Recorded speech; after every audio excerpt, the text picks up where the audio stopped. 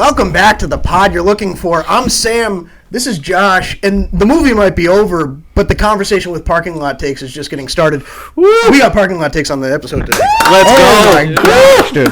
Boys, we are so excited. Thank you for making the time to come on. We have been teasing this the last several weeks, man. Been, yeah. We are really excited for this. So thank you. Is it weird? Is it weird to hear your own intro used against you though? Is that the first time?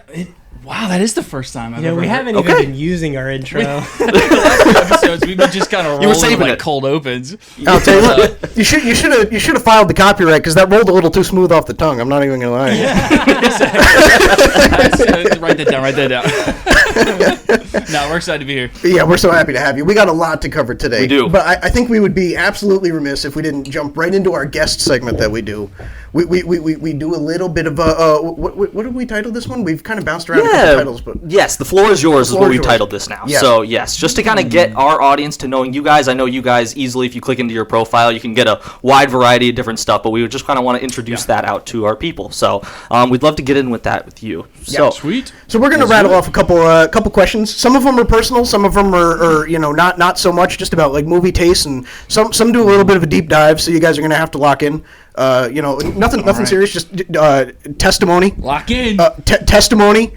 Biggest crime you've ever committed? No. So we got a couple things to go through, but we're gonna rattle these off. No time on the clock, but we just want to get to know you, and we want our audience to become more familiar with you before we go at each other with our hot takes and our. Yes. Yes. So what do you think? You want to so just starting us off. Obviously we know a little bit. Can you just introduce kind of how you guys came to starting this podcast? How you guys know each other? Starting there. Roll with it. Yeah. That's Brandon. I'm Christian. He lives at, what's your address? So my address is 14. I'm just kidding. So we met at church. We did. And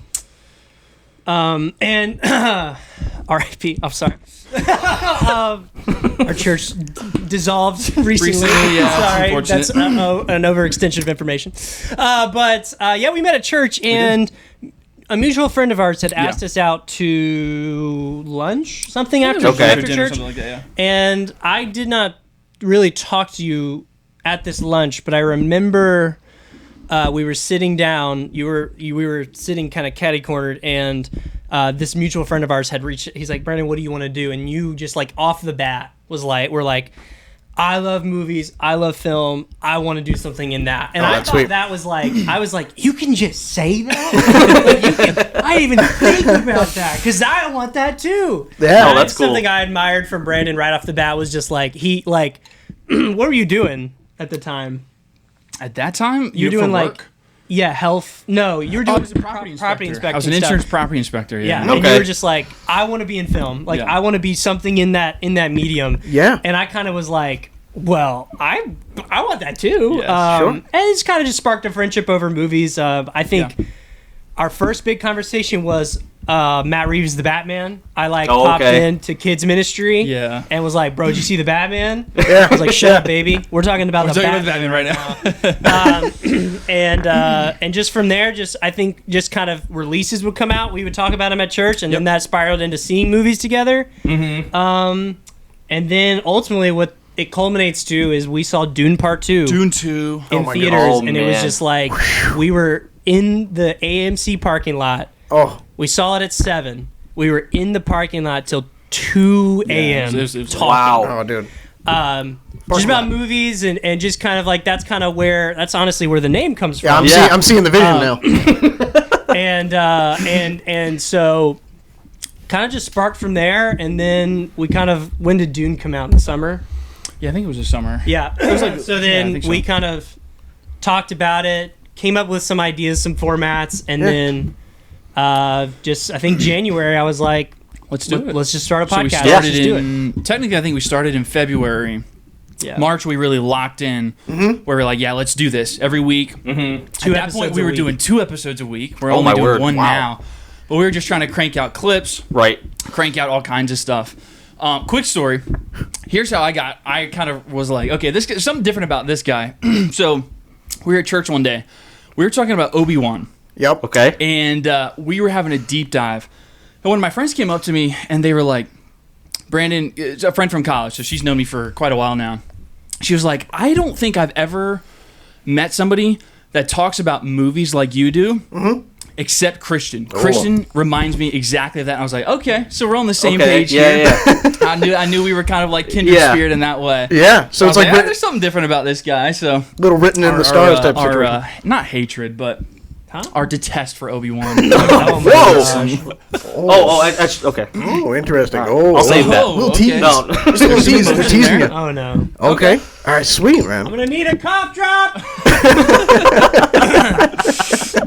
got to get ready for this one. Okay. So throat spray. So altogether, how long is the dedicated weekly episodes mixed with when you guys were kind of dabbling? How long have you guys been at this? Over a year now. Over a year. Just came up on a year. A year this week. Wow. Oh, that's awesome. Cool. This is perfect. That's crazy. Well, we totally meant to do that. That's right. Parking lot takes. We have a cake for you. We can eat it. We're gonna eat the cake on your behalf. Oh wait. Last week. It was last week because I've seen on TikTok. I'm seeing like on this day.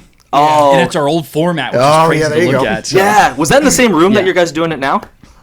It is just a different angle, but it was just a different angle. Okay, yeah, we changed up the backdrop and a lot. So that's sweet. It's been cool. It's been fun. Though. Very nice. As you guys kind of look back on your first year, is there anything you kind of take away from it?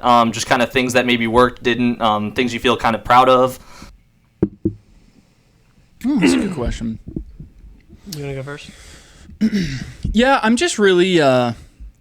What's really interesting is like, he brings up the fact that I was like, I just want to do something in movies. Mm-hmm. And it's always like, man, nobody's really going to care about my opinions. And I still don't think really people do in some ways. But like when we like early on had a couple videos, mostly Christian's takes, but just like being a part of it, like blow up and do really well. Yeah. We had a couple hit like 1 million. That was super validating that we just did something right and that like, it's something that we just enjoyed that did well. And I'm like, we kind of approached it of like, let's just do this. Let's just have fun. Obviously there's all the analytics and things like that, but like, let's just do this because we love it. Yep. Mm-hmm. So for it to kind of blow up within like, a few weeks or so, and I say blow up, just like 1 or 2 videos, it was really validating, I think, for me personally. And I was really proud to say that, hey, we just took that step. Yeah. Put ourselves out there. And just got some kind of recognition from it. So early on, just some of those like early videos I was very proud of. Christian had an awesome Star Wars take. Dude, that's a fantastic clip. I was so proud of you. Is that the Clone Wars one? Cool. Yeah, the Clone Wars one. Yeah, that's a great clip. That's just a good niche pull. So it was just validating that we put ourselves out there. People saw it and resonated, and, we kept on doing it from there. I think finding your space... I don't know. Like, I've been doing a lot of thinking about this, a reflection of like, when we got acquainted with Alex. Like, I remember just feeling so similar to them. Yeah. In some ways, naturally. Yeah. In a way, and like being so stressed out, right? Like, we were nervous it was encroaching too much or something. All the time, like. Right. Copying, you're just trying to be like them. You like I say what the frick, and Andrew says it all the time. And I'm like, no, I mean we just literally raised 2 hours apart. In the South, but it must be a Southern thing. But I think that when we kind of got our first introductions to them, and he was like, they were like, no, like. You guys have clearly we see the inspiration, but you guys have taken and done your own thing with it, and made it yours. That to me is what I think is so what I've just come to love. And in the beginning, we were view chasing, like takes, views, and I'll say like we don't not that we don't not like views, but I was trying so hard to like create 50 episodes. And what I realized was I wanted an opportunity for let the cameras just go and let us be us. Yeah, right. And I think going in, like, it's fun because you get all the views and stuff right up front. Like, we were, by all means, like, I think crushing it in the beginning, like when we locked in and went, according to other people. But that's tapered off, but I feel weirdly okay because we had to not to get too in depth, but we had a conversation. It was just after the first year, do we still like this? Because we were down. I'm dude, views, da da da da da da. I'm like, do we like doing this? Do we want to try something completely different? Yeah. And we're just no, I just want to, let's just relax and have fun. Yeah. And so yes, half the time we're just rambling now. Maybe that'll change. That's sweet. But yeah, finding what works for you and just rinse and repeating that. And not getting, it's so easy to say not getting hung up in the views. Sure. Right. Because I am too. It's good advice. Just if you go on our page, clearly we're not crushing it every video or anything like that. Like we were. I'm figuring out the new algorithm on TikTok. It's a grind. And that I think we had a mindset change going in. Yeah. That I feel I don't know. I'm just happy we had a mindset change before the views. Sure. Now we're just whatever. Just let's just keep going. You kind of just have to trust. Look, we know we turn out a product. These people like it. Yep. We got to reach more people and just get better at it. I mean, take something every time you do it. I don't even remember what the original question was. I'm probably going way off. No, you're good, man. What have you guys learned over the last year? Yeah, you're good. Exactly. Yeah. But just kind of from my big takeaway is what's special about this is nothing. And in all fairness, I don't think there's necessarily anything special about anybody who does this. I think the difference is they do it. Yeah. And they do it and they want to get better at it and they do. And that's the difference. If I couldn't even tell you all the podcasts I've seen come up and go in the 1 year we've done it. Right. 100%. I mean, we've had them reach out to us and be like, hey, love what you're doing. And then they've gone away. And it's sad. Yeah. Mm-hmm. Yeah.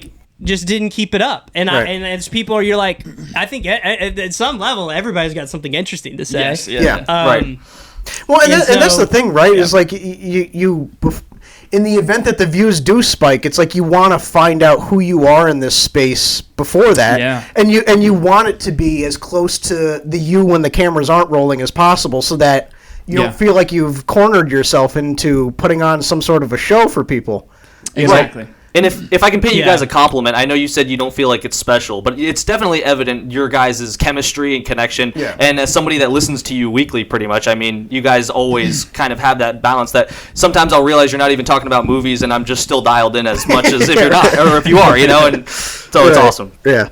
I appreciate that, and he says it's not special, and I think that too. Because those are literally the conversations we just had in the parking lot of an AMC movie theater. Right. For 6 months to a year. We had a crazy idea. 2 white guys starting a podcast. What they had to say was so interesting. Wow. Do you guys get the podcast equipment isn't expensive enough comment ever? Oh, yeah. Right? Not as much recently. A lot in the beginning, but... yeah. They're it's too cheap. And we would just go, it is really cheap. You should try it. It is. Our response is it is, dude. You're right. Anybody can do this. Exactly right. We had a $250, bro. You could be into one of these. That's what I'm saying. We had a comment a couple weeks ago where the guy, it was one of our hot takes. We did a burn it or back it thing where we were just doing hot takes for an hour. And the guy commented, I think it was on YouTube, he said, I agree with the better looking one. And we were like, which is it? I need to know. That's a genius comment. That is so genius. funny. Yeah, that's a good comment. We're too distinguishable. Everybody just says, hey, mustache guy. Mustache guy. Awful. Hat guy. That's all I hear. So. Hat guy, green sweater guy. It's the whole thing. The whole thing. Yes, exactly. Yeah, I get a lot of hat. I hated getting the hat guy. Yeah, dude. This hat guy. Gotta grow a mustache. So I don't have hair, bro. So I gotta wear the hat. I'm sorry. To kind of dip our toes a little bit into the movie sphere here. Obviously, you guys have some spicy takes, I'm sure, in the chamber. Do you guys have any specific movies that were ones that are, maybe hated on that you guys actually love? Is there any specific answers for that, or maybe versa, where it's ones that you hate that people love? You. We're gonna do this now. Sure. No. We gotta wait. We can't. If we dive in, we'll never dive back out. No. I mean, I've got one. Yeah. In the chamber. Yeah. Well, okay. Go for it. Man of Steel is my hot take. I'm in on this. I love Man of Steel, dude. Wait, so Christian, are you out? I got flamed because I said Man of Steel is an underrated masterpiece. Wow. It's not underrated. I have defended that Underrated movie. about the culture of that movie. Like, nothing about the movie is underrated. It has a cult following. Something can't be underrated if it's like regarded as like one of the greatest Superman movies to like a large group of people. Yes, more comments say differently. Yeah, because they're mean. That's true. I have got so much flack for liking Man of Steel as much as I do. It's a burden you have to bear. I always kind of go to as a movie that I adore that I know a lot of people cannot stand. No, 100%. No, it's one of the things you keep quiet. You do. Yeah. Well, unless certain people don't, though. Like you see online, people are talking about like, oh, POV 100 years from now, Christianity is banned across the world, and you're meeting in secret. And that's how I feel about like Man of Steel fans. It's like, Brandon and I are gonna be in like a cave somewhere, just watching Man of Steel and just like holding on to our Blu-ray. We're gonna watch it for the 1,000th time. I don't think I find a lot of enjoyment in that movie. I just have I didn't think I realized to the degree that you liked it, where you're like, dude, it's a 10 out of 10. It's one of the best movies ever made. And I was like, well, that's dumb. That's a good one, though. That's a perfect take. And it's a good point of contention because I believe, Christian, right? You're big on you feel that way about Superman, like modern Superman. Yeah, 2025. Yes. Yeah. No, I'm big. I think Superman. That's probably. I mean, if that movie, if David Cornsweet and Superman doesn't beat Christopher Reeves to people, then I don't think anything's gonna do it. I don't think anything's gonna be able to do it. Well, I knew David that Cornsweet crushed it. Partly, I follow you on Letterboxd, and I noticed there was one time, I think in December, you reviewed Superman like 10 times in like the course of 15 days or something. So I figured at that point you were that was your thing. Well, that's because my 1-year-old loves the first 30 minutes. Your 1-year-old just loves reviewing it on Letterboxd. Just over and over again, keeps taking the phone. Yeah. Yes. We watched it for a while. Every night, and then I would finish the movie when he went to bed. So, sorry about it. All right, well, we have one more quick question, and then we're going to dive into our one big question for each of you guys, and then we'll get into our hot takes and all that stuff. So which one of these do you want to tackle here? What do you think? What are you feeling? You feeling about the biggest hobbies? Yeah. You think? Yeah. All right, so what would you guys say your biggest hobbies or passions are outside of cinema? I mean, we know you primarily, and most people on these podcasts are known as just like cinema people, but what would you say is your passion or hobby outside of it? Spending time with my wife. That's what I should say. Oh, that's a great answer. That's a good answer. Shut Which, congratulations. Yeah, man. Thank you very much. Thank you. Yeah. I will say I am a bit of a gamer. I don't get to game as much as I want to between podcast and work. Sure.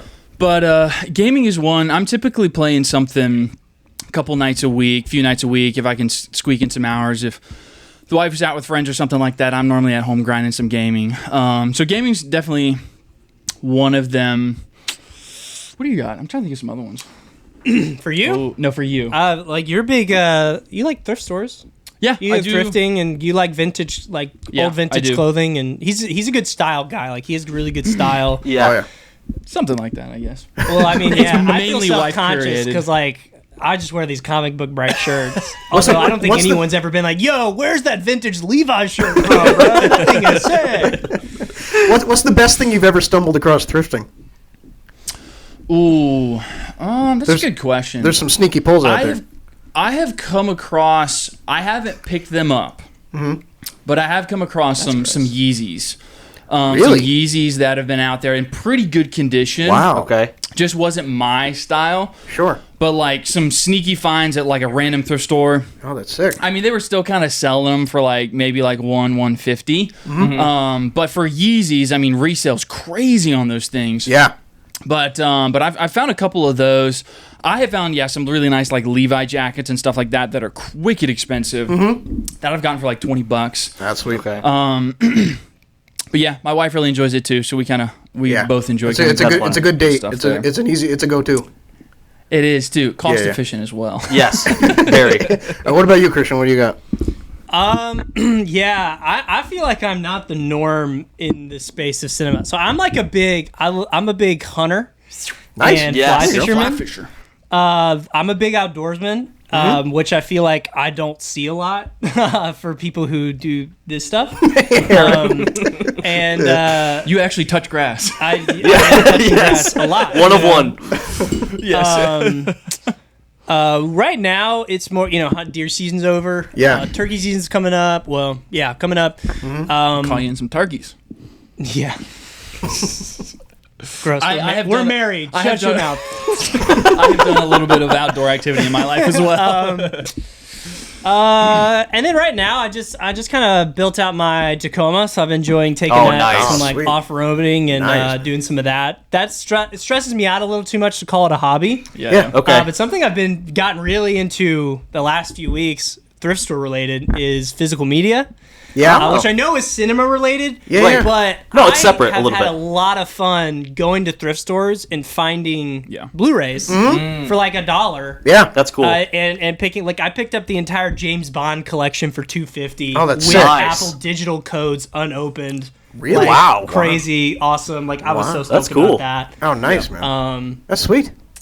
Do I do anything else? Oh, what else do you do?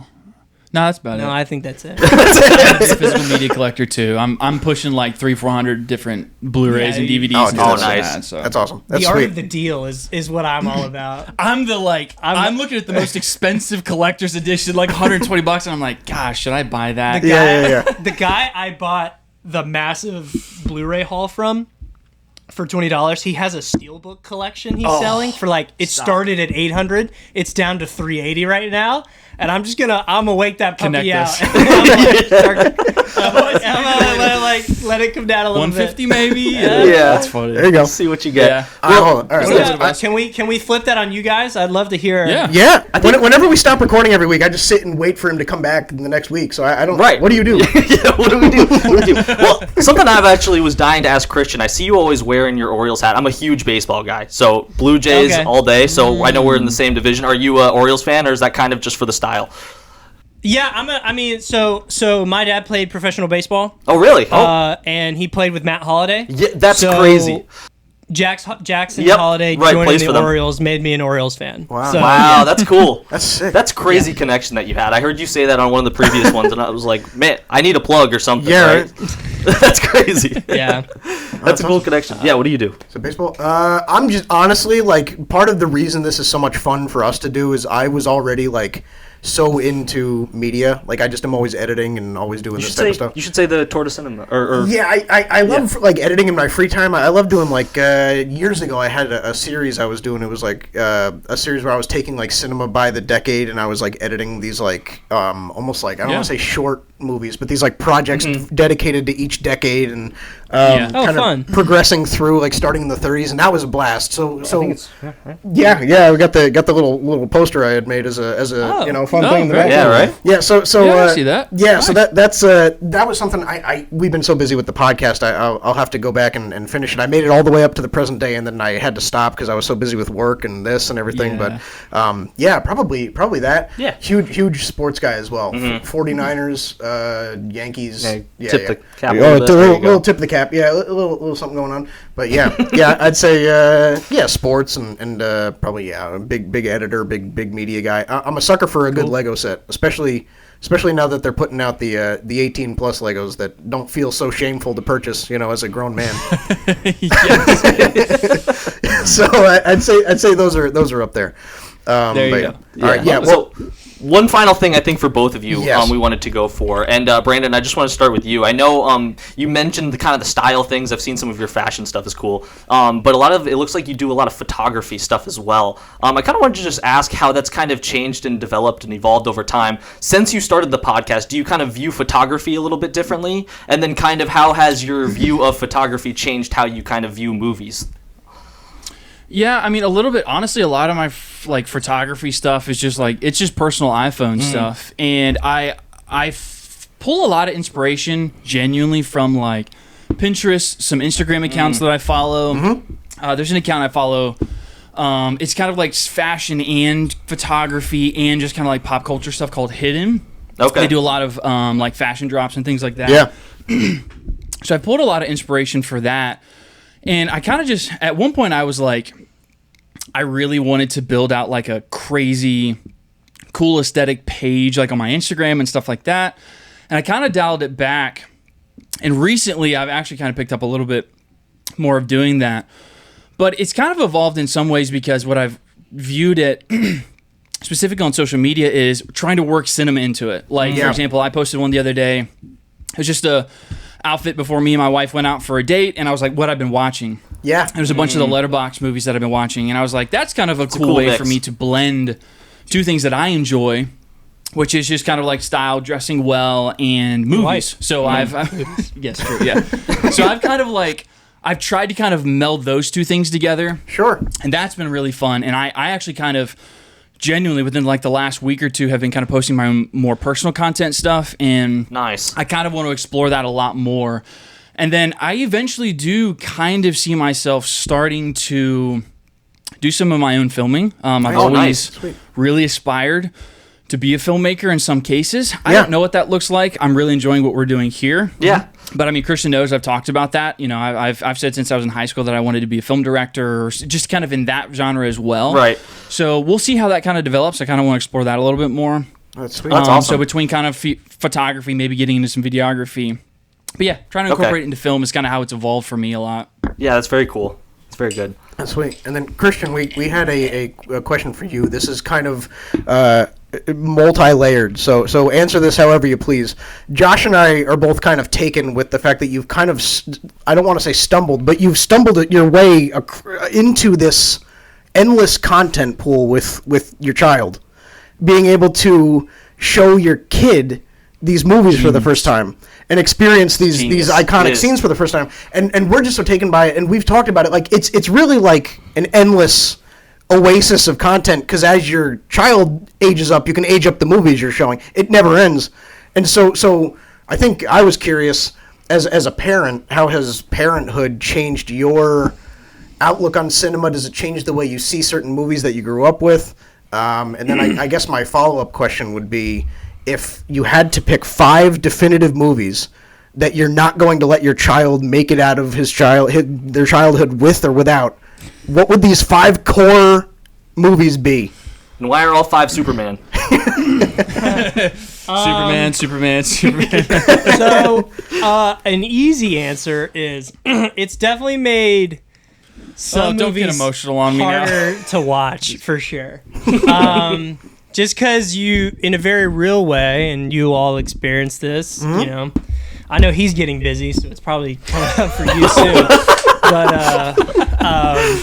I'm announcing it here. I'm kidding. But it's a really true statement, right? Like, your heart is now living outside of your body. Yes, yeah. Mm-hmm. And so, like, something like freaking Nemo just like hits in a much more drastic and in a harder way. It does, doesn't it? Pixar's Onward, that that story. Sure. You know, growing up without their dad, and like, you know, that's something that it's more like that's like more of my own mortality sort of thing, rather than like saddened, but about being so. Let me think about that. Yeah, I mean, so a lot of it, obviously, I hope it's not.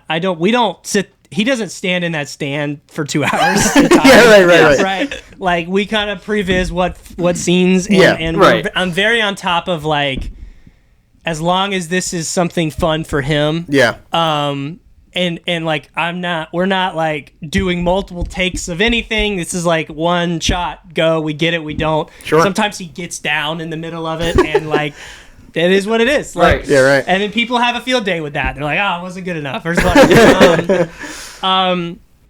But I just remember, like, there's photos over here, like, me in as Superman PJs. Yeah. And me in wearing Buzz Lightyear stuff. And, like, it is so evident to me watching him pick up a Superman toy or want to wear Superman PJs or he sings the theme to Superman. That's awesome. Dun, dun, dun. Or play with a Woody and Buzz toy. And I was like, that was something like when I was 16, started collecting Toy Story toys and was like, I want to give these to my kids one day and watch him play with that and like touches me so like just so much as like also like a preservation of film and cinema, impactful movies, but passing it on. But it's something not that I mean, not that it's crazy, but like I'm not upset about it. But like my dad, honestly, like doesn't really care about movies, and like my mom does a little bit, but not to a degree that I do. I mean, she definitely she introduced us to Star Wars. We're living in Texas. My dad's playing pro baseball, and we go to the store and she buys, and this might make some people throw up, Phantom Menace and Attack of the Clones, and we watch those two movies on repeat while my dad's playing pro ball. Yeah. So like my mom is super informative on that side of things, but seeing these things that meant so much to me as a kid almost effortlessly means so much to him is so special to me. That's awesome. And yeah, I'm trying to make sure I answered every part of the and then 5 movies. I mean, so I'll lock 3 down right now. 1, 2, and 3. Fellowship, 2 Towers, Return of the King. And then just as a story of friendship, loyalty, obviously, I think you guys are Christians, right? Like the theme of that story, I think, is so amazing. Despite this moron, what he thinks, Mr. Tyrion's a better character than everybody in Game of Thrones, or in Lord of the Rings. But the idea, the like. Just there's a monologue Sam gives, and it's like just so perfect, like what that means for life and like living your life and how to have an outlook on life. And I think those movies are super informative and definitely formed me growing up. Yeah. I'll go Star Wars: A New Hope, and I'll just throw. Should I do just Empire? Should I just Star Wars it up? Yeah, go for it. Star Wars: Lord of the Rings. Yeah, I'll just go Empire. We're for that. Wow. Yeah. Great answer. If he's like, those are my top 5 movies of all time, You've done something I would right. hope there's some more diversification in there. But if that's the case, then heck yeah. Yeah, sure, man. All right. Well, hey, that was our speed round. Speed. That was the 35-minute speed round that we did. Yes. We made it through. 30 minutes in. We made it through. This is very much an episode of our podcast. We're trying to make you feel at home here. Yeah, there you go. All right. Well, I think we appreciate the answers here, the burst round answers. We want to ease our way into our hot take segment here. We've tentatively titled this Middleman. So Josh and I both have takes that we very passionately defend on the podcast, and we don't disagree on a ton. But the stuff that we do disagree on is constantly brought up. Right. And it just never goes anywhere. So we need you guys to serve as the divide here. You need to help us out. Somebody's got to do it. Something's got to give here. So we're gonna rattle off some of our hot takes, and we just need immediate feedback.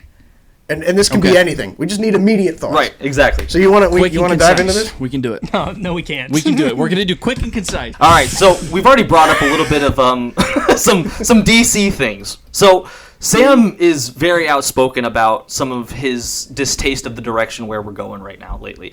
Big in part to the lack of some of the bigger name movies not really being a thing, and the more focus on kind of these side characters, it feels like. Recently we got the Lanterns trailer as well. I know we just posted a clip. Not very green. No, it's not, is it? It's not.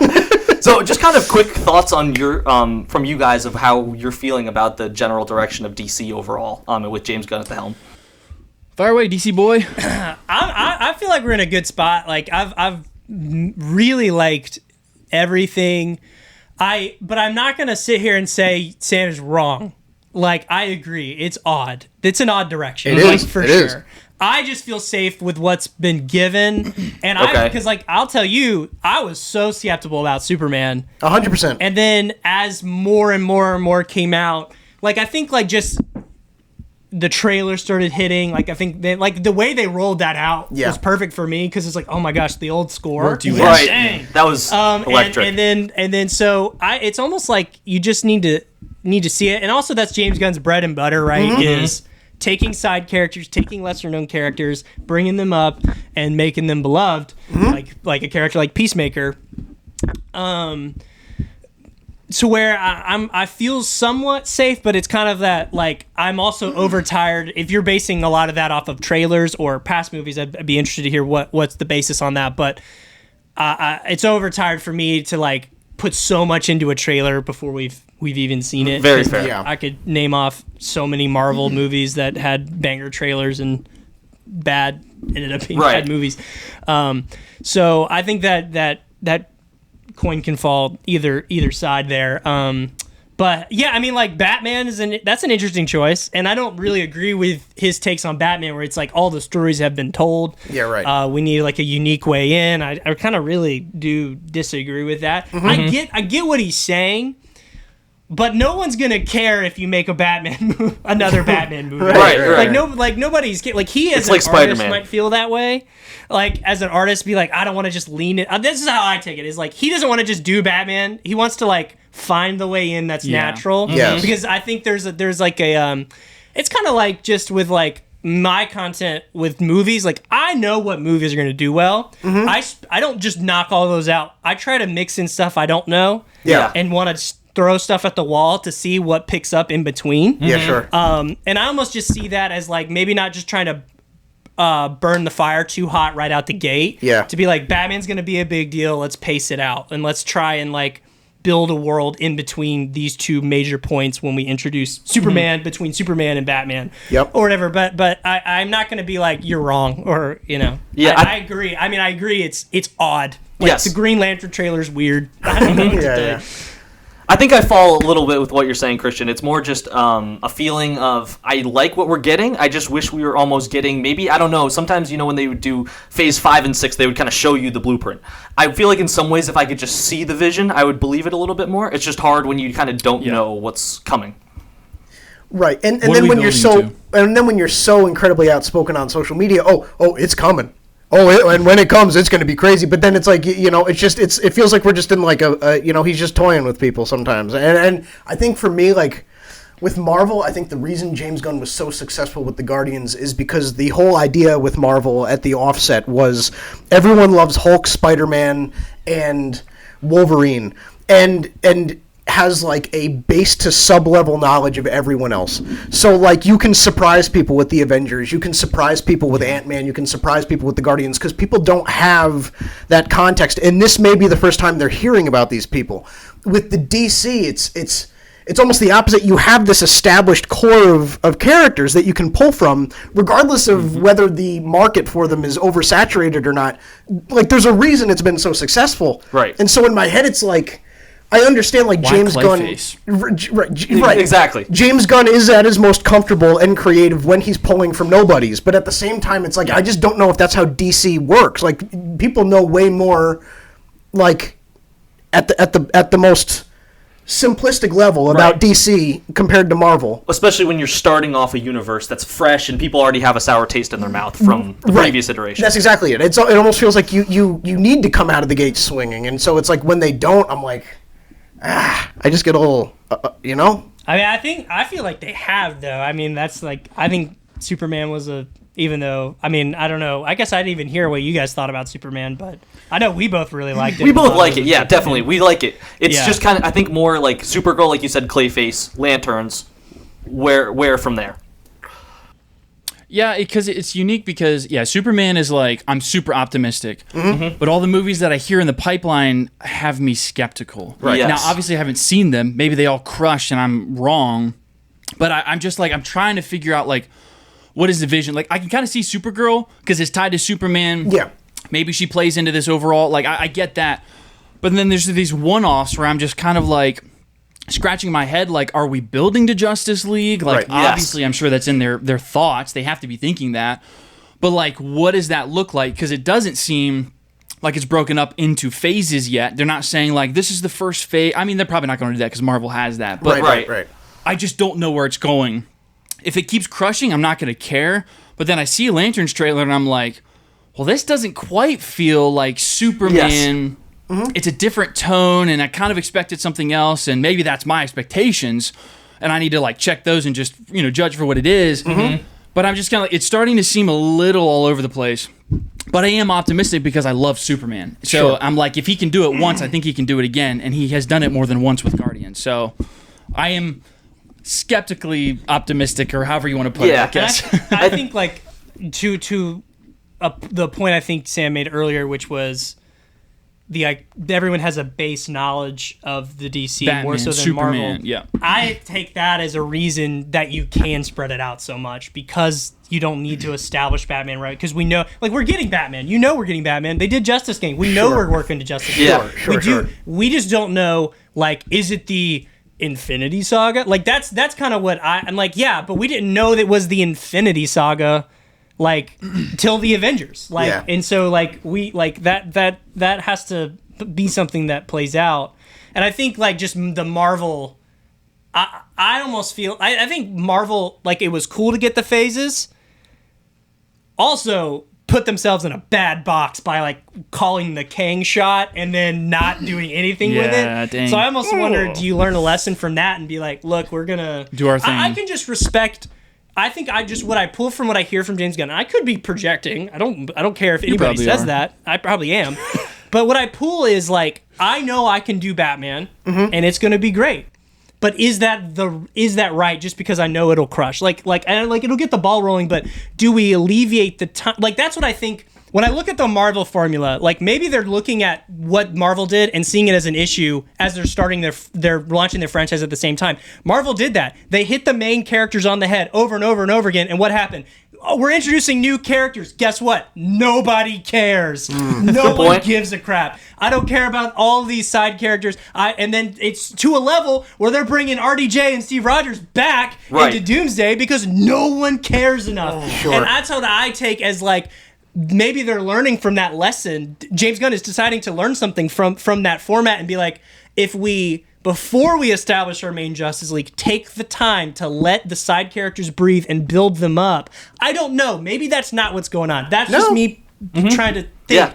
But I think that he has allotted time for that. Like, I think that's a good idea. A good idea, like, because I think I'm like, I don't care about Peacemaker. What are we getting Peacemaker for? I want to see my 5 Justice League heroes that I had action figures of. I don't care about Peacemaker. And then you watch the show and you're like, well, dang. Right. Kind of fun. I kind of like that. I love that character. And I think that's what he is allowing to happen, instead of just hammering home on a Batman and then pushing the DC forward a step and a step and a step, to where you do a show like Peacemaker and we don't really care. But it's almost like they're leaving us hungry at each step, so we feast when the next project comes out. Yeah. Instead, where Marvel made us so stuffed and full, where we decided to abstain from a lot of projects or feel like, oh, well, I'm just back away. So that's just maybe how I see it. But so that's a good take. I think if there's one director that trusts his audience to stick around for what's coming next, it's James Gunn.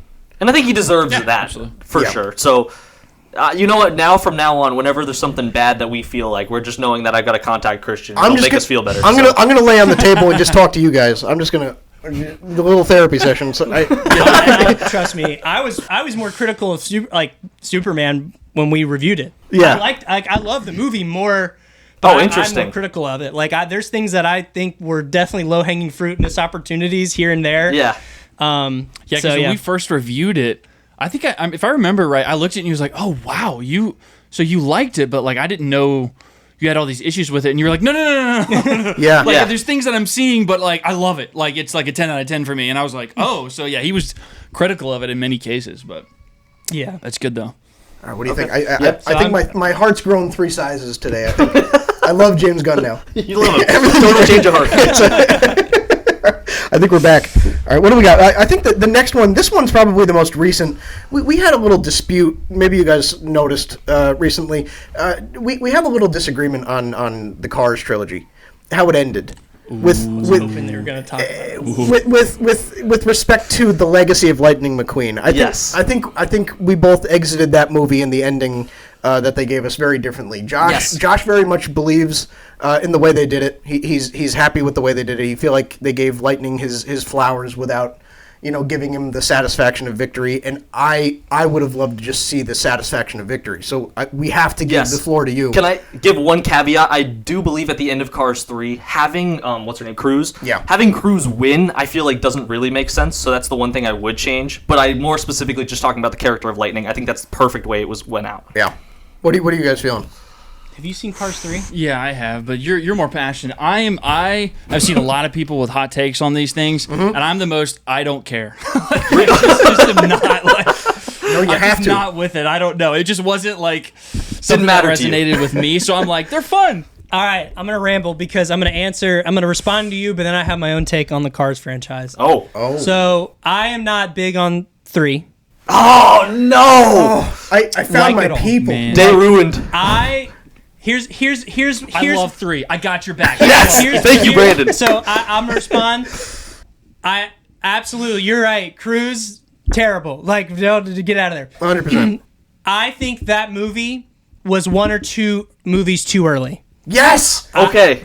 I don't think that the 3rd installment was the time to retire Lightning McQueen. Yes, it bothers dude. me to no end. Like, literally in the structure of the Cars movies, I like Cars 2 a lot. Yeah. So I'm not like, I think that was the wrong direction. Like, I don't think that was the right way to go because I do not agree that the Cars franchise represents racing in its entirety. No. I think Cars is Radiator Springs and those characters. I think that's what Cars is. So the fact that they like with their last movie in the franchise with a defining like, Cars is about Lightning McQueen racing. Like, that's what they did, and I'm like, you missed it. And the movie, Cars 3, great opening. Freaking awesome opening. Oh, and the it's movie great. falls on a cliff, and the one shot where Lightning McQueen and Mac are driving away, and all of the Radiator Springs people are waving goodbye, because that was the heart of that franchise, and you completely abandoned it and misinterpreted your franchise to be about racing. I just disagree. I think it's about the friendships and the love of that town. And like, I think Cars 2, it's out there for sure, but it isn't any more out there than a NASCAR car racing in Formula One racing. So Spy Cars, why not? But like, that to me had the essence. It had Mater and Lightning's friendship, and it had the fun, and it had that. And Cars just didn't. Like, Cars 3 just didn't have that. No. And so like, I think like as a fun launch for that franchise, doing Lightning's story is great, but I like that in Cars 2, it was on the back burner a little bit. Yes. And there was something else going on. Yes. So go ahead. Well, no, that was one of the points I made in our initial disagreement that we had. Is I said it feels to me, looking back on the trilogy in adulthood, it feels like it's for the adults that are there to pick it up. It feels like it's like a study of like identity.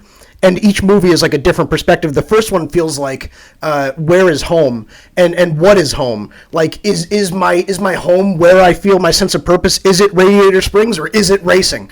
And what does it mean if I choose one or the other? The second one is like who are the people what was it? It was something like relationships and identity found in relationships, which is why you said like it's so. If there's any emotional core to Cars 2, it's Lightning and Mater. And then Cars 3 felt like more of a personal identity thing.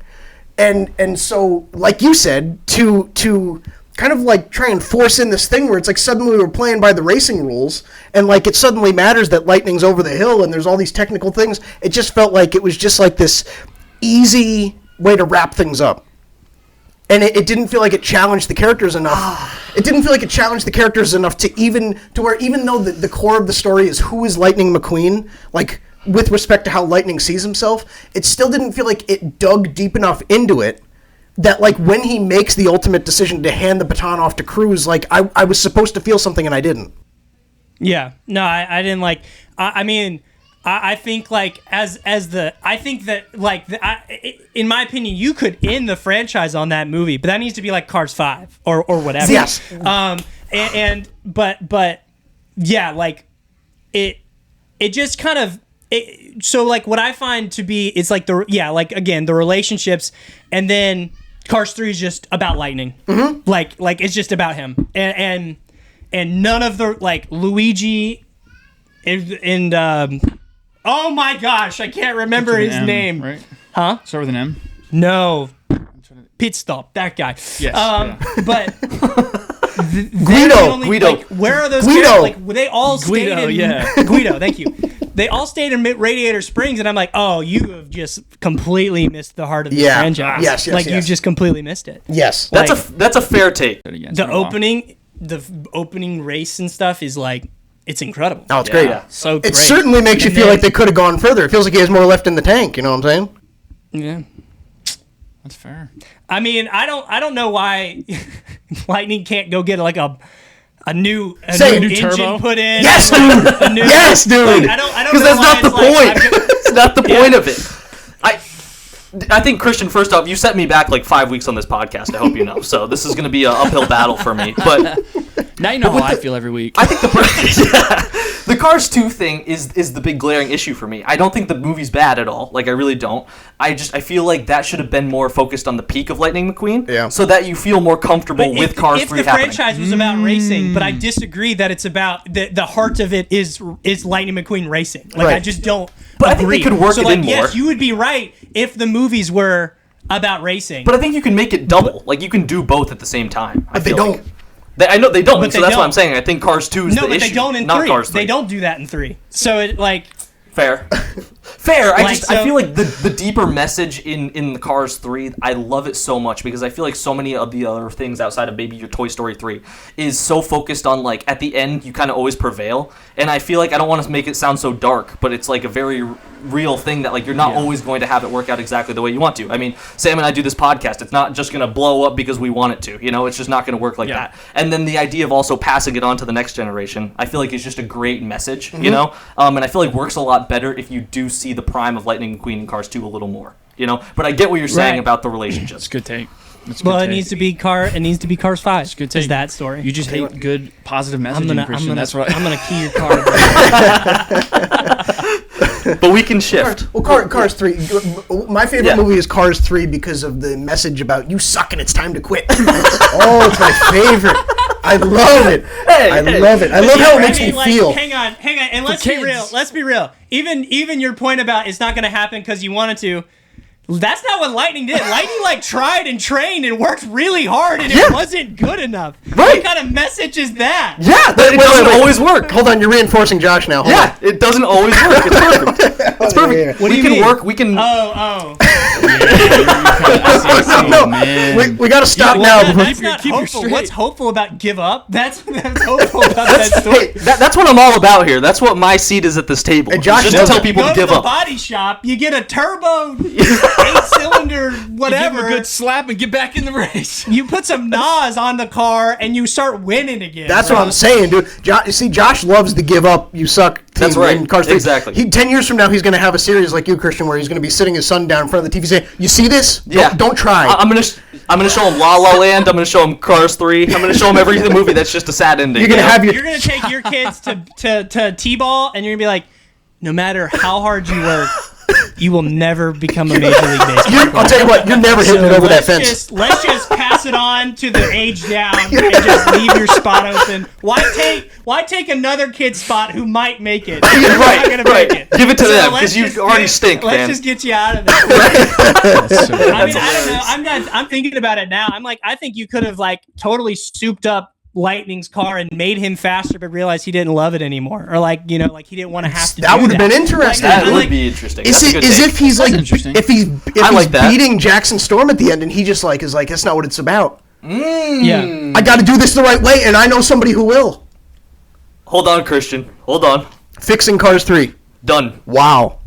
Done. There you go. There you go. That's a different message. I kind of like that message more That's a because then great it's like script. That it's is a like good what script. is it goes back to that first movie on Doc Hudson, kind of teaching him what racing is. Right, it's not about the winning, it's not about the cup. So if he's doing all this just to win, Yeah. he's not in it for the love of it anymore. Yeah, right. I think that's just as valuable of a lesson. Cars Johnny 3. Cars 3. Boutique You, could you, never. you can't always strap a nitro engine to your rear end. That's You the big can't. message. You can't do it. That's right. So But if I build- could, man, whoo, you're really good. I'd be cooking.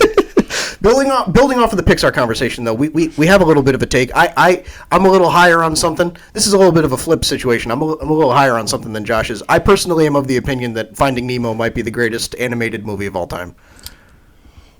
Oh, not just Pixar, or just animated all time? It's certainly says it's animated. certainly the best Pixar movie, but I think it's right up there for me. It would be like I'd say Finding Nemo.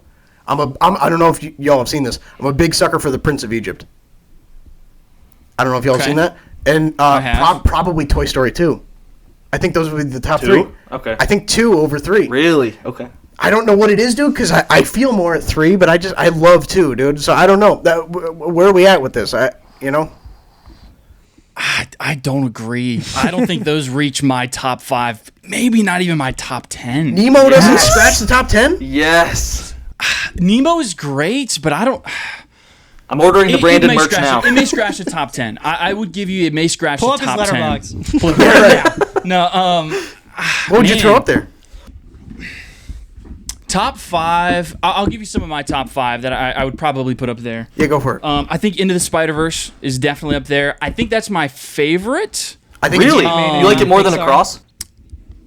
I think I do. Okay. Do you both? We're united there. I love Across. I think they're both fantastic, but Into the Spider-Verse just understands and just really hones in on Miles' character, and it's just wrapped up so beautifully from start to finish. I think Across is going to be better if the third one delivers. Yep. And I'm fine with that. I know a lot of people kind of have issues with the fact that it's kind of on a cliffhanger. You're kind of relying on the next one. But if the next one's a banger, it doesn't matter, right? Yeah, right. It's going to be good. Into the Spider-Verse is up there for me. I don't know if you guys have watched many like anime films. I'm a huge fan of Akira. Okay. Also some of the Studio Ghibli movies. I'd throw Spirited Away up there. Yeah. Pixar related though. I mean, yeah, the Toy Story movies are probably gonna. A couple of them might be in my top 10. Man, I'm not as high on 3 as everybody. I like it, but I'm not as high as everybody. I don't think it's like the greatest thing ever. I'm trying to think of what else would be up there. I mean, I love Ratatouille. That's more maybe my personal preference, but it is amazing. Wow. It's such a beautiful movie. Incredibles is up there, absolutely. Yep. Incredibles is one of the best Pixar movies, hands down. Hands down. That right there is at least 5, I think. Sure. So yeah, maybe Finding Nemo creeps in there. Maybe. I get it. I loved it as a kid, but kind of as an adult, I've kind of fallen back on it, just personally. Yeah. Well, first on the anime stuff. That's like the one thing we have not gotten into like at all. So maybe that's the thing you need to give us like 5 things that would be like the gateway in. So maybe that's... Okay, so quick gateway in. Studio Ghibli is an easy gateway into anime films. Okay. It's the Disney of anime. Mm-hmm. They're very lighthearted. They're very fun. They're very fantastical. So some of my favorites from Studio Ghibli that I know a lot of people love as well. Howl's Moving Castle. Okay. Spirited Away. They just had one that came out a couple years ago called The Boy and the Heron. Yep. So really any of the Studio Ghibli movies are going to be a good gateway into anime without getting into some of the like weird stuff out there that's very niche. It essentially is the Disney of the anime world. So check maybe some of those out. Okay. Princess Mononoke is great. Yeah, that's like another a war one. film. It's animated, but like people's arms are getting lopped off. It's a lot of fun, actually. They're all very family friendly, but like it's definitely a war film in some cases. So those are very very good. So I would check some of those out and kind of see where they fall, maybe in your animated list. Yeah. Okay. You know what it is? I think anime is so dense a genre It is that very it's dense, hard yeah. for me personally, and I think Josh shares this, Right. to find some measure of an in, because I like we keep getting this like, you guys need to see One Piece, and then we're like, how many episodes are there? And we're like, no, like that's just not even happening, because it's just there's so much, dude. And then there's like movies, and now there's live action, and it's like it almost feels just better to not. Very overwhelming. It feels better to not even like scrape the surface.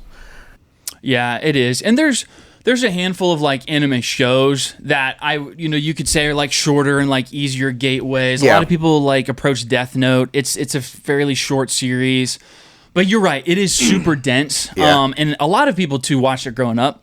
Yep. So like I watched some of I didn't watch a lot of the big ones, but like I watched Pokemon, I watched Yu-Gi-Oh growing up. Mm-hmm.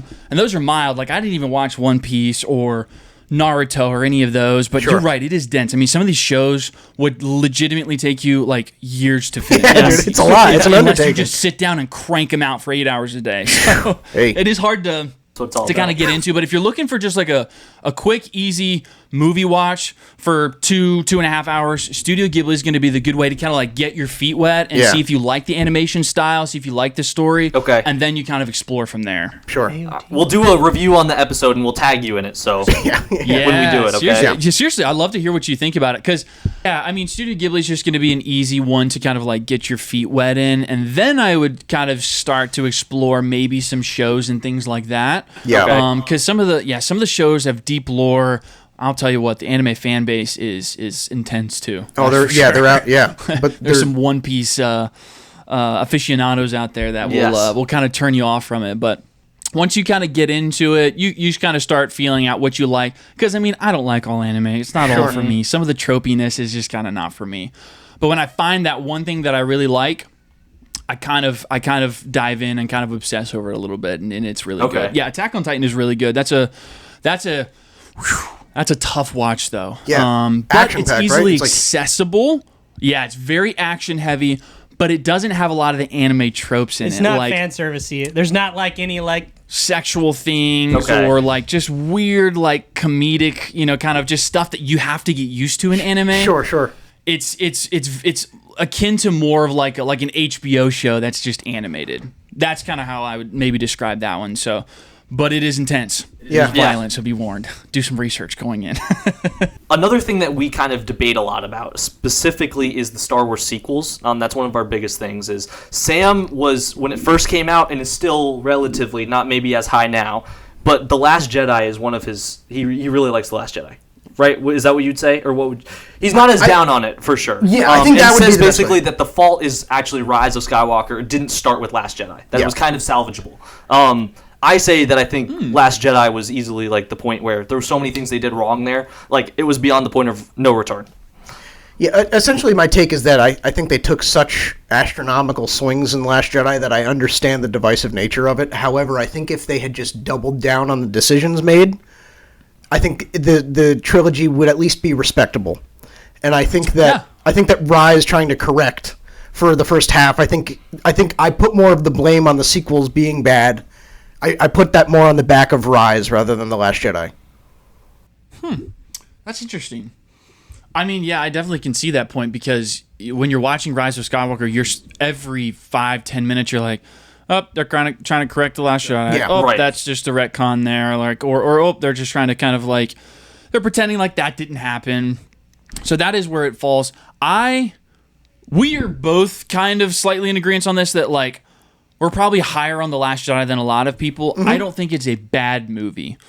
I think it's like structurally, it's a fairly good movie, and it kind of looks incredible. Looks gorgeous, obviously. I'll give you that. I talked Josh's ear off about this. Yeah, it looks great. Yeah, and so it has moments where you kind of scratch your head. But you're right. It takes some big swings. I think it's going to work for some people. Some of them work. Some of them don't for me. But I think overall, the actual just structure of it, it's a well-structured movie. I think it's executed very well. A lot of people just don't like the swings that they took. Yeah, right. Me. I'm kind of in the camp where like I kind of agree how they kind of treat Luke is very weird. Yeah. I mean, it's kind of tough to defend it too because like Mark Hamill came out and said that he's like not even happy with a lot of that. It's horrible. But that's where it gets tricky. So that's where it's like hard for me to defend that stuff. But a lot of the other stuff, I mean, the Kylo Ren stuff, I mean, obviously the dynamic between him and Rey, like I do like some of that. But then there's Snoke. I'm like, man, you could have made him a better villain, kept him through 3. Why'd you do it in this movie? But he still has some good moments. Like it go back and forth. But overall, I am higher on The Last Jedi than I think a lot of people. Because most of the time, I feel like I hear people just being like, Last Jedi's garbage. That's where it all went derailed. And I'm like, it has its moments. I mean, we did have the, we did have stuff that's bad though. Totally, like kills it. It's so tricky because you also like you said, just some of the things like the external issues. Mark Hamill hating the take on Luke. Yeah. There's even like Carrie Fisher passing away. There's just like the unavoidable stuff that like you can't really, no matter what you did in Rise, like you just don't have the backing of the people that made Star Wars great in the first place. Exactly. I think you guys have touched on this, but like just looking at the original vision for Rise when it was Duel of the Fates, I think there's just a part of me that I think that's where this take stems from, is just like seeing that Snoke was just meant to be thrown away, but that it was intended to serve as like a device to further Kylo's arc. I think part of that, like just I would have loved to see that, just stuff like that, it feels like I know, Christian, you were talking about that. I don't know if you want to touch on that, like what from that script you would have wanted to see. Yeah, I mean, so yeah, my take on Last Jedi has always been I thought Last Jedi was awesome out of the theater. Yeah. And then you get met with the reality of public opinion, which is that it's not. And I defended that movie super hard for a long time.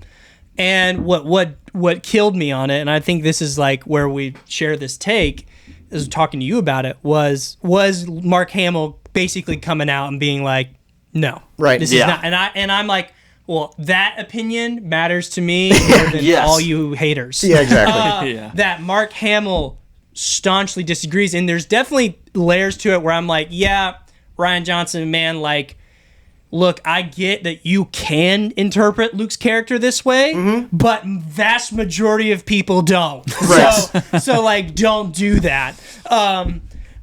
My opinion is Last Jedi is a freaking awesome movie if it's not connected to the Skywalker saga. Sure, like sure. if it is Okay. its own independent Visions like short film or it's like an Old Republic movie, freaking sick movie. I can get think more it'd be down with that. loved. I think people would have loved it, but it's because it's connected to Luke. Yeah. And we expected Luke to be somewhere, and you kind of just play gotcha the whole time because you're like, no, not what you thought. Yeah. And look, he freaking wrote some of the greatest murder mysteries of all time. Shocker, he did that with Last Jedi. He kept us guessing it every time. Like every funny. turn, just changed it and changed our expectations of what was going to happen. Sure. So going into like the Duel of Fates, I completely agree. I think Duel of Fates would have saved The Last Jedi in a big way, because a part of that is you have Luke training Rey as a Force ghost. Like, who wouldn't freaking love that? Catching the lightsaber or whatever as a ghost, crazy. Yeah, but that overall, like, into Duel of Fates really could have worked. I mean, gosh, all of that colliding on what's it called? What planet in Clone Wars where the father and the father, Mortis? son, and Yeah. daughter. Mortis, was it? Mortis. Thank you. Yeah, Morgoth is Lord of the Rings. Mortis. Yeah, like all of that colliding on Mortis. I mean, that would have hit fans like a freight train, Yeah. man. Like everyone who's a prequel lover would have just like loved ate Yes. all of that up. Yeah. So that's something that is just, I don't like. I agree. Definitely, they shouldn't have listened to the fans. And also I put I mean, it's Mark. I think partly it's Mark Hamill's fault. Like, he came out and was so outspoken and just riled everybody up. Yeah. Like, just Yeah, he got did. everybody riled Yeah. up. Like, because it's like, that's our boy. Like, Yeah. that's, Yeah. what do you mean? Like, he had a miserable experience on your movie. You must be terrible. Yeah, right. And I just agree. You don't. But in reality, like, how much do you want to put on Rian Johnson? Like, Yeah. they allowed him to make that movie. Like, Yeah. Dave Filoni They let read him that do script. that. Yeah. So I mean, or they let him do that. So why not? If you get a chance to do a Star Wars movie, take a big swing. But I think the guy can direct. 100%. Yes. He's proven that. It was right? just a mismatch, Yeah. you know? Yeah, I mean, it's just not what you there's what you should do with legacy sequels, right? Yep. And there's and it's just like, you should have just done what we expected, right? Yeah. Like, we want to have our characters be like, yes, yeah, woo, and that's just not what they did. Yeah. So That's really it. It's like the fans are excited for like all the theories and all the speculation, but at its core, the characters, the fan base is just excited to see these characters in their purest form again. We want to see Han and Leia and Luke, Right. old as they are, step into the cockpit of the Millennium Falcon again. Like, Right. you know what I mean? Like, And I think that just takes you out of it a lot Yeah. for me. I mean, I understand that the movie maybe isn't as bad as I kind of express it is, but it really does. It's hard when a movie takes you out of it to Yeah. really get yourself back in. yeah. oh yeah. Can I pose a quick question? I won't take too much time. Does The Last Jedi and Rise of Skywalker, does it really affect how you view The Force Awakens? My take is it doesn't, because I see all the potential, and I still think The Force Awakens is like an amazing Star Wars movie. I think totally it's agree with you. incredible. Totally if agree. I kind of forget that the other two happened, like it's kind of perfect. But I feel like for you, it kind of does affect it a little bit, hard- because it's like hard to see that it was It fumbled just- later on. All I can Fair. remember is the feeling of being so excited Yeah. for the next movies. And like, that is the only real reminder when watching. Like, I'm telling you, Force Awakens, electric, bro. It's It is. It's It a is. great movie. It's Yeah. awesome. It's definitely New Hope done again, but why not? Right. Like, it's so fun. And you're like, I mean, it's like Rey using the Force. What are they gonna? And just knowing the answers to all the questions makes the movie worse to me. That's fair. I mean, but not sorry. Makes the experience of watching the movie worse. I know what you mean. Not the movie itself, but just like I just can't help but think about all the missed opportunity. It's just. Did it kind of like affect you guys in that way too? Because it just doesn't for me when I rewatch it. It kind of feels a little bit to me like the Snyder Cut thing, where you feel like you watch it and you're like, this movie absolutely rips, and I'm so happy I could watch it. But it means nothing. But I hate that I know that this doesn't kind of build to something that I want. Yeah. So I feel you there, but I still can like separate it enough. Yeah, that's a good point. I hadn't quite thought about it like that, but yeah, that's a good point. I just watched The Force Awakens a couple weeks ago. I think I gave it like an 8 out of 10. And I've been on that for 10 years. It's a blast to watch. The score, it's like John Williams at his absolute best. The pacing, even the callbacks, like it's so funny. I've never tried this, but I'm sure if you were to put A New Hope and Force Awakens next to each other, like the parallels would be happening at the exact same timestamps. Like it is a rehash of A New Hope through and through, but it's almost like you kind of needed something like that to get everybody back together. Right. And I enjoyed it so much for just what it was. It felt like if you were going to make a safe Star Wars movie within that trilogy, it was going to be there. And and so that's why I just get so bummed out, because I think eventually, in the same way that Empire took the trilogy way back when in a daring direction with the Vader reveal, like at some point in that trilogy, you do need to take that swing. I think it's more like, I think it's just the lack of payoff in the final two make the safety of Force Awakens, it no longer makes it a pro. It turns it into just like a non-factor, because then suddenly it's like it's safe for what reason, Right? Yeah. It didn't lead anywhere. How much better does for me The Last Jedi would get drastically better if Luke doesn't die at the end of it. Like, because to me it makes no sense. Like it doesn't. Like the feat, I get it, but the death, I don't like. I think that needs to be set up a little bit on like why is his time there done, like that's just such a message we get from Obi-Wan and Yoda when they do their kind of thing. It's like their time is done, what they've done is complete. There's nothing like I know they kind of pitch it like Luke's story's complete, but I just like staunchly disagree. It doesn't feel complete. It's the Lightning McQueen effect. You're not ready to say goodbye. I like the idea of the Force projection to get back in the fight. Yeah. And be like, to stand back up. That's and a cool choice. He's a world away. Like, I like it then, but the fact that he dies at the end, and like, not worth it. Yeah. I totally agree. I feel like they act like that was enough to kind of make you feel like he kind of undid for the direction they took to be like, okay, now we're finally back. And I feel like you just need a little bit more to be able to actually feel like they reverted, if that's the direction you're going to go in. Yeah. Yeah. But I gotta watch those again. Yeah, right. I know that's going to be. I think more than his death, I as much as I do like The Last Jedi, I think I still have it at like an 8 out of 10, dude. I really that's. But for the same reason Christian said, like just as The Last Jedi at 8. I think it's an 8 out of 10. Just like for what you said, it's just a solid movie. Yeah, I don't necessarily disagree. Here's what I'm trying to equate it to The Force Awakens. I know. I think The Force Awakens is leagues better. I know it gets so tricky. I know it gets so tricky because you can't gauge Star Wars movies on like whether they're good movies. It always has to come back to, are they good Star Wars movies? Like, and I know I'm kind of like I'm making my own rules by doing that. I like when the cinematography is as good as it is and the acting really is as good as it is. Like, it's so tough for me to like negate that just because it's not a good Star Wars movie that it just gets so tricky for me. Like, more than his death, more than him staying on the island, whatever, it was when he threw the lightsaber over the thing. I think it's I think it's better if he just looks at the lightsaber for about 2 seconds and hands it back to Rey and walks off, because you have immediately set the tone for where Luke is at without taking a great big dump on the character, right? And the fans who want to see him again. Yeah, exactly. I think like it's just like why is there such a different direction between directors, right? Like I genuinely think you can have Luke go into isolation. 100%. What do they call it in the movie?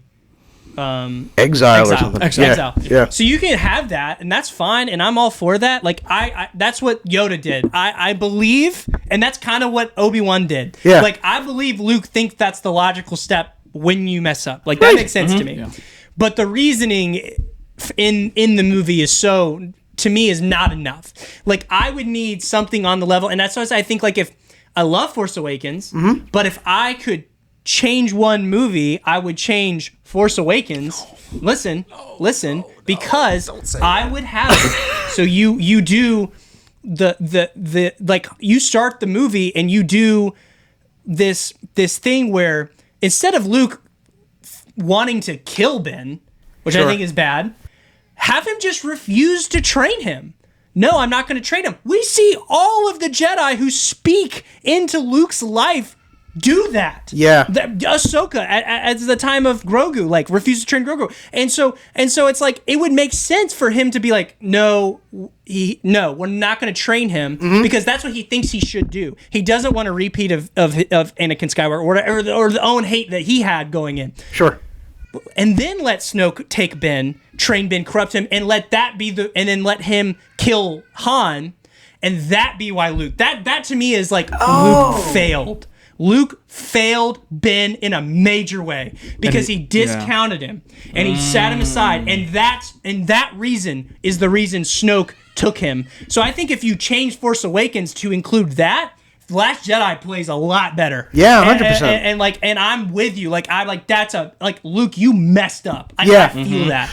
And what we got, Snoke's already corrupted him. I like the idea that he hurts Ben in a huge way by just pushing him away, and then Snoke comes. Like it's like almost a repeat of the Jedi Council in just a completely different way. They should have rejected Anakin. Like it's like we get to see what that would have been like had the Council not trained Anakin. Yeah. And so it's giving us a different facet of a similar story.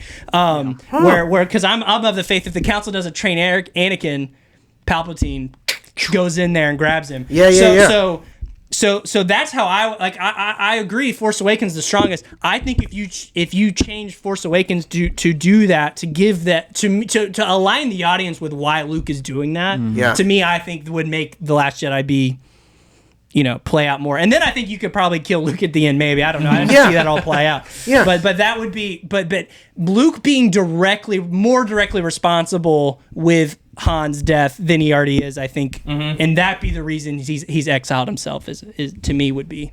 Oh, that's great. I feel like I need to stand up for that take. I know. Right? Stand up and give a full. Star Wars. It's so great. It has its misses, but it's so great to talk about it. It's great in theory. It's in theory. It's good. Speculate and change what happened. It's a great franchise. It's perfect in my head. Yeah. All right. Well, I was gonna. No, what do you got? I was gonna say, why don't you want to get into the game? Yeah, I think we're coming down the home stretch here. We got 2 more games. We got the new segment talking about upcoming stuff, and then we got the old classic. We got One's Gotta Go. We should move into that. One's Gotta Go. How you guys feeling? We're rocking and rolling. So we're chilling. We're having a lot of fun. So let's keep rolling. Yeah, honestly, we've been keeping you guys for like an hour and 20 minutes. We don't want to keep you guys up all night. We're good. We're chilling. We're good. I'm down. A lot of fun. Yeah, all right. Yeah. So we'll start with One's Gotta Go, and we'll see how it goes, and depending on how quick or slow that is, we'll talk about upcoming projects to wrap it up, and then we'll close out. And as soon as we run through One's Gotta Go, we should be ready to record. So. All right. So. All right. Yeah. So. We have an age-old game on the podcast. 41 episodes in. I mean, we got to start somewhere. Classic of the podcast. Classic. Yes. It's very complicated in its nature. We try and take it as slow as we can so people can catch on. So stop us at any point if you're losing track of what we're doing. But we're gonna be locking into One's Gotta Go here. One has got to go. That's hey. The rules are pretty simple. We're going to give you guys a couple things. We're going to pick a topic. We're going to give you 3 things within that topic. Gun to your head, Martian death beam pointed at Earth. One has got to go. One has to go. One's got to go. It just simply has to get out of here. So we're gonna roll into it. You want to dive into our first topic? Yeah. So we've got some just classics to start it off. Kind of things that have been couple that aged from there. But you got in your first group. We have specifically Raiders of the Lost Ark as your first. Then you have Parasite recently, and then The Godfather. So one has got to go. Classic cinema. Where are you going? If you have to eliminate You one. came out with a banger. We did. now Oh, go. I was pouring over those Letterboxd accounts. I was doing math. I was doing the averages. All right. Give it to me. It hurts to say, but The Godfather's got to go. Whoa. Godfather's got to go. Really? What's the reasoning? So I love The Godfather, but Parasite is one of my favorite films of all time. Really? Raiders of the Lost Ark is also both probably in my top 10. Yes. Godfather is not in my top 10, I don't believe.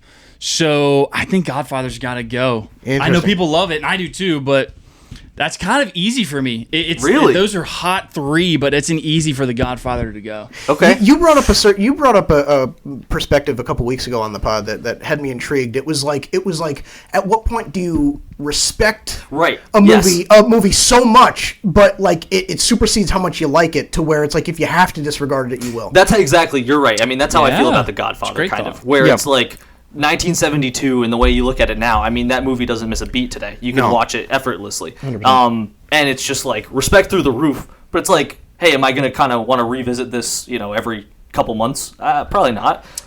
Yeah. It's such a struggle with like top 10 lists for me because I'm like, is it a top 10 list of like, what do I think the greatest movies are? Sure. Like execution, or what are my favorite top 10 movies? So like Godfather, I don't think is going to be, one that I like want to watch every single week. I mean, I'd pretty much probably watch it every year or two. Yeah. But I watch Parasite. I've watched it Routinely. quite a few times. Yeah. And I watch Raiders of the Lost Ark every year. So Yeah. so Godfather's going to go. Christian, where are you at? Do I answer too? Please. Yeah. Get Godfather out of there. Oh, wow. Yeah. Doubling. Get out of here. Disrespect the family like that. I'm gonna disrespect What would you do? them. Would you do Godfather? I can't do Raiders. Raiders is the No, safest Raiders bet. is easily the safest, yeah. I think. Raiders is Yeah. an easy lock. 100%. Yeah, It's kind of what you want to take. It's had both Raiders and Godfather are easy keeps because of the impact. Yes. Yeah, right. Yeah, And then fair. Parasite, we haven't fully seen the impact of that, but I think Parasite's a better movie than Godfather for sure. Wow. Okay. Clip that. Wow. Clip that out. Sorry. Yeah, about that's something. Yeah, we'll I mean, get I- that I one out think tomorrow I morning. disagree. I don't think it's I don't love I watched them for the first time last year, Sure. and I kind of am like, they're whatever. I don't know, not whatever, but they're good. But like like people are like greatest trilogy of all time. Like, what movies did you watch? Wow. Maybe I'm feeling a little too much of that respect thing I was talking about, but I'd probably go Parasite, man. I would you probably write kick it Parasite out. out? Yeah, if Oh. one had to go, Again, hypothetically, yeah, something has if to. one had to. Yeah. Yeah, you're just playing by the rules. That's You're right. Playing by the rules. What Yeah. would you do? I might go Parasite, but only because I just watched Parasite for the first time like 2 weeks ago. Okay. Yeah, and I loved it 100%, but I don't have like an emotional connection to it in the way that I do the others. Yeah. Great experience, That's and fair. I'll definitely revisit it. But we'll have to have you on next year, and I'm sure I'll be writing The Godfather off. You want to go next? Yeah, next up we have superhero cinema. So one has to go. We got The Incredibles, we got Into the Spider-Verse, and we got 2025 Superman. One has got to Why go. would you do this to us? Okay. What does getting rid of Superman mean? Like, does that mean like the DCU doesn't have a lock in? I don't know. You decide that. That's hey. Hey, The blood's on your hands. we not don't make mine. the rules. No, the blood's on your. Well, we do. But I might get rid of Superman. you think so? Wow. Maybe. Oh my gosh! Wow. Your Letterboxd is screaming and crying and throwing up right now. I know. I might get rid of Superman. He's throwing up right now. I'm getting rid of Superman. Are you? I'm Yeah. getting rid of Superman. I think I'd I would it's too as unfortunate, well. But I think you have to. The other two are too special. I mean, I don't. Superman. Let's revisit this in a few years. Let's see Sure. how well Okay. Superman kind of course. ages. But I Sure, think sure, it's sure. going to age really well. I personally do. But I think Superman. And I'll even give Superman this as I boot it out the door. I'll say most chill-inducing scene between all three of these is the scene where Superman pokes through the fog at the end of Superman. No, that's unbelievable. That's. And the fanfare just kicks in behind him, and the lady's looking back in the Yeah. car, and he's just poking through the mist there. You think that's better than What's Up, Danger? I don't know. Oh, that's tough, I don't know. dude. I don't know. I think that might be the. That's the- a great That's point. the peak. See, That's I dropping. almost lean to get rid of into because a cross is so good. Because like at least you still have a cross. But I don't know. You're overthinking it. I feel like You could. I mean, it'd be a little. And you think you could like jump into a cross with the expectation of Beyond and still have a good time?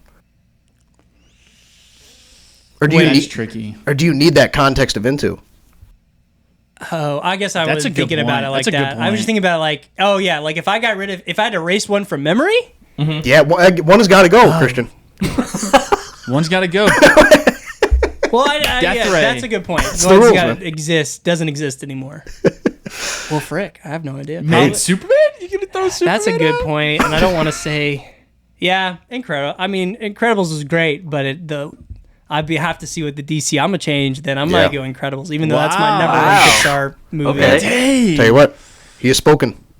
Wow. Drop There you go. All right, Drop there it Changing is. it up. I ruined the clip. It's out there. No, that's perfect. That's perfect. That's perfect. We got one. We got one more, Yes. and then I'll reset, and we There's can do. no right answer. Yes.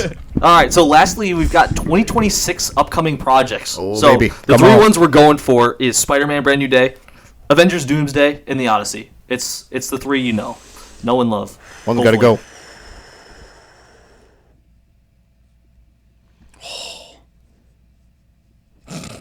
Man. So Odyssey is a lock for me to stay. To stay. That was Okay. your guys' Too number much one of of a the year, Nolan, right? too much of a Nolan bro Yeah, for yeah. that. I mean, it's gonna be too epic. So which Marvel movie would I want to see more? I'll be honest. I think There's I'm gonna say this. Do it. Doomsday's got to go. Wow, dude. Whoa. You'd rather see Okay, here's another. my train of thought. Okay. Okay, I love the Spider-Man character. And I think I'm actually, just from what I have seen so far and kind of like what that story's going to look like, I'm more excited to see kind of Peter Parker's character and what that means for Spider-Man moving forward than I am to see this ensemble cast of some characters I like, some I'm just kind of met on Yeah, in yeah. an Avengers movie. That's crazy to say. Yeah. But I think I'm more skeptical about Doomsday. Yeah. And I just don't know if I care as much. I'm hyped for it. Don't get me Wow. wrong. Yeah. But I think Doomsday's got to go. I'd rather see Spider-Man again on the screen. Are you guys almost dreading? I've been kind of dreading Avengers: Doomsday coming up. Like I'm excited for it, but at the same time, I'm so nervous that they just totally mess everything up. You know? I'm so concerned. It's like, because we look so highly at like Robert Downey Jr.'s character, obviously that's the thing people are skeptical about. Right. But if they fumble it, I'm so afraid that it's going to, depending on where that story goes, like if it's Tony, if it's something different, Yeah. like if they fumble it and it affects the previous iteration of him, I will be really bummed out. Yes. Yeah. Yes. Yeah. So I'm yeah. very concerned about that. If they take good care of it, make it separate enough, and they fumble it, it'll be all right. Obviously, I'll still be disappointed. Just don't taint what we already have. Sure. Right. Sure. Yeah. And I'm scared they're going to do that because I feel like they want to put people in the seats. All right, Christian. What do you got? So do you want to do you just get rid of no more? If you go Doomsday, then does that mean your way to Secret Wars is gone? Yeah, man. Secret Wars can't happen. It does. Yeah, that's tough. That's tough because you want to see Andrew come back, huh? I do want to see Andrew Garfield come back. I'm so much more. I would get rid of Doomsday. One's got to go because I'm so much more anticipating Spider-Man to be better. I think Spider-Man's a lock to be really good, and it's going to be awesome just because of who's directing it. Wonder Man, like the action, Shang-Chi, Sure. like the Shang-Chi director. Like I think he's going to cook with it, and just. While Doomsday is fun, again, like I'm like skeptically optimistic. Like I'm not scared because if it tanks, it tanks. I feel like the MCU will kind of rally at some level. Whether that ends up actually going with the original plan and rallying behind Spider-Man or whoever. But I would get rid of Doomsday. Yeah. Probably just because there's so much uncertainty. Yeah. What are you booting? I'd probably do Brand New Day just because I think I would don't too. want to. I don't know. I feel like I could be okay with the direction where we left Tom. I know it feels like a little bit like, again, I keep going back to like the dark tones, I guess, but I feel like that sacrifice he makes is so in tune with his character that if we do leave there, I'm fine. Yeah, right? And I think with just Avengers, it's like hard to like let that go, you know. And this is such a pivotal movie, I feel like, for them, that I need this road to that and Secret Wars. I think it'll be so much fun. I just need to be there for that. And I think like there will always be like the anticipation of the next Spider-Man movie, and I think that will always be a thing. I think if you get rid of Brand New Day, there will be something else out there Spider-Man related for you to look forward to. I think the idea of being excited about the MCU with an Avengers movie being like the current thing we're dealing with, right? Like, dude, to get back into that headspace, I'd just be. Oh, that's gonna be awesome, dude! I'd give a leg and an arm to just get back to that Endgame Infinity War feel. You know what I mean? The sun just shone a little brighter in that stretch. You know what I'm saying? Man, because if Doomsday knocks it out of the park, okay. If Doomsday is an 8 out of 10, and we're just like, oh man, it was so good. Maybe not the best Avengers, but it's so good.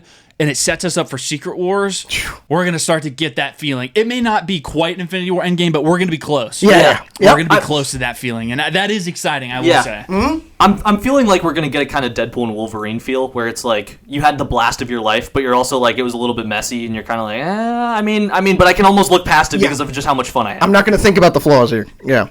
Yes, yeah. And I mean, I had a lot of fun with Deadpool and Wolverine. So honestly, if I got that same feel, I wouldn't be too mad. Okay. I mean, I'm far enough. Like, the Infinity Saga is just so awesome, so amazing, and just kind of how it wraps up. Where we are in current MCU, as long as Doomsday gives me that feeling of just, hey, I had a blast with these characters again, I think I'll be okay. Obviously, I want more. I want to be excited for the future, but if it at least gives me that feeling, I think I'm okay. My bar is just not crazy high for Doomsday. It's just not. So maybe that's going to help when I watch it. I don't know. Yeah, you're setting yourself up well. Right. Yeah. Well, hey, you survived. One's got to go. You did it. We did. The T-shirts. I'm sweating. The T-shirts will be arriving in the mail. I survived. One's got to go. It'll be. Let's go. Personal gift to you. There you go. Well, if you guys got a few more minutes, we'd love to tackle some of these upcoming projects. We'll go through it. We want to get your thoughts. Obviously, the outstanding ones are Invincible and Daredevil. We got those coming up in the next couple weeks. I think we'll skip the Hail Mary talk because by the time this comes out, Hail Mary will be practically out, if not out. So honestly, I say we just dive into some of the shows. If you guys want to give some of your like hype levels, expectations. I know you guys aren't high on Daredevil Born Again, so I don't know where you're at with this. Now that we got a new writing team, the whole shebang, where are you guys at? Yeah, I expect season 2 to be awesome. I think just with what I saw the team do in season 1. Which is just the stuff I liked. Like, I mean, so I'm excited. I'm excited to dive back in.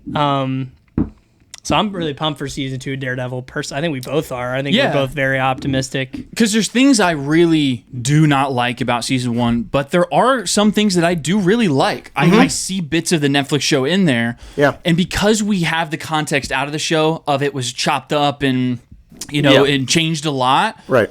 Going into season 2 with like a unified vision, I am very optimistic. I'm actually really excited, even though I didn't really like season 1 all that much, to see what season 2 does. So I'm high on it. I mean, when we started this, we were doing episode week to week, like separate videos for it. So it's gonna be kind of fun to revisit it in a kind of a different way. But yeah, I'm very pumped for that. I am not caught up on Invincible. Oh, so interesting. So this is the one that I have just missed. Oh, Brandon. I have gotten through like half of season 1 and then I kind of stopped. Not for any like bad reason. I was enjoying it, just got busy. But he's been trying to get me to finish it up. So Can I second that? I it'll change your life. Oh, man, I hear so many good things. Yeah. What season is it? Is it 4? Yeah, it's 4. It's gonna be 4. Yeah. Season 2 is a little tough, but it's like it's like the Daredevil season 1 thing or Born Again season 1 thing. But dude, 1 and 3 are just unbelievable. I'll tell you what. We'll get ourselves. We'll dip our toes in Studio Ghibli. You check out Invincible, and we'll. I got it. Yeah, be perfect. Come on. I will do that. I'll start cranking through some episodes in the next couple weeks and see if I can get through it. When does it actually drop? Is it this coming week? I think next Wednesday.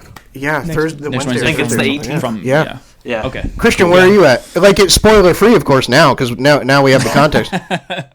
Yeah, it's true. I loved season 1. I think I love the show. I'm more of just a Daredevil fan just because of when I found that Netflix series in my life. So like I hear that question posed a lot.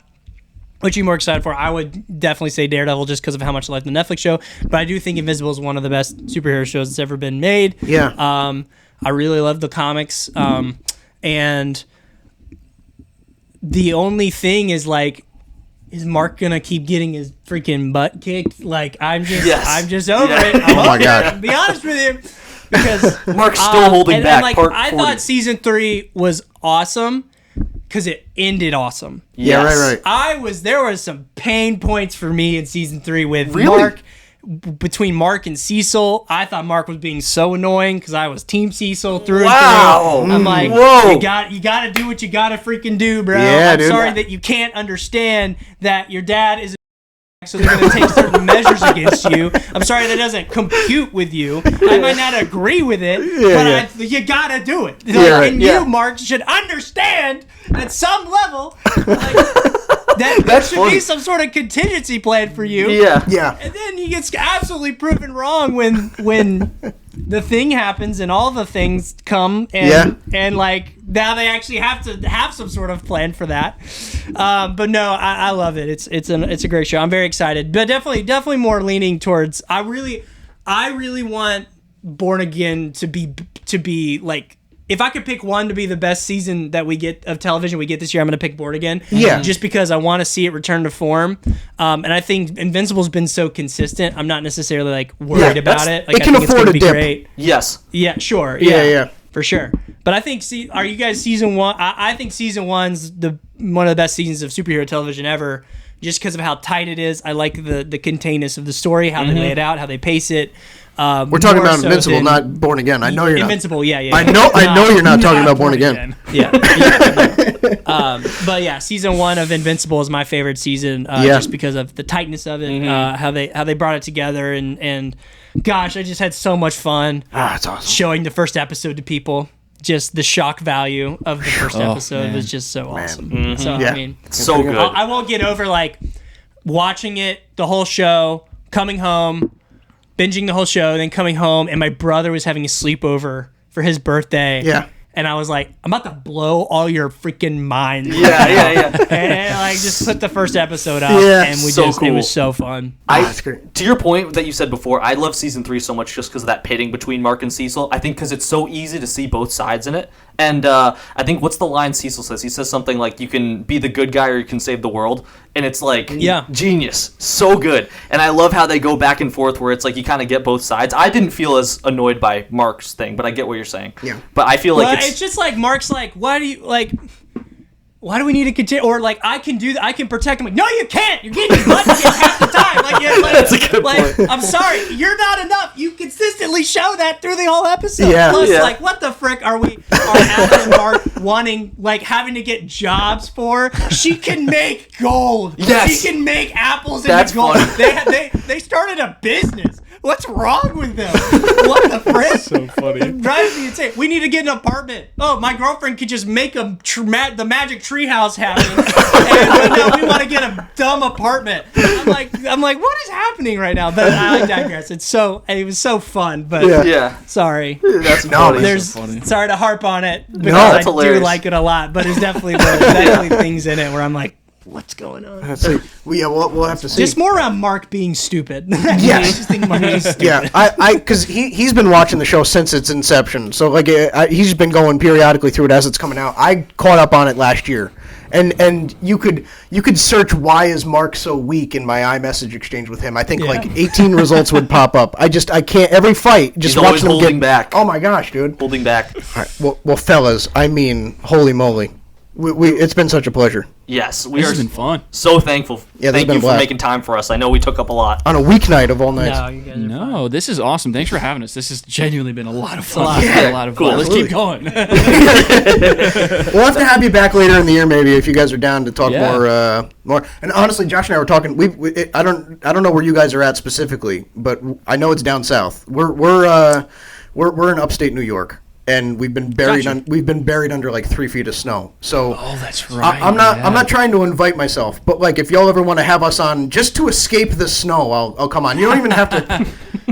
I'll Down dig here in Florida, that's where we're at. I'll dig myself Nice out of and the crispy driveway. warm right now. Yeah, that sounds nice. That sounds real nice. Well, man, Just to escape the snow. That's fun. just to get out. So I mean, it goes without saying at this point. But how can people find you? What are the ats? Do you want to throw that out just for yourself? What do you guys have going on? What can people look forward to?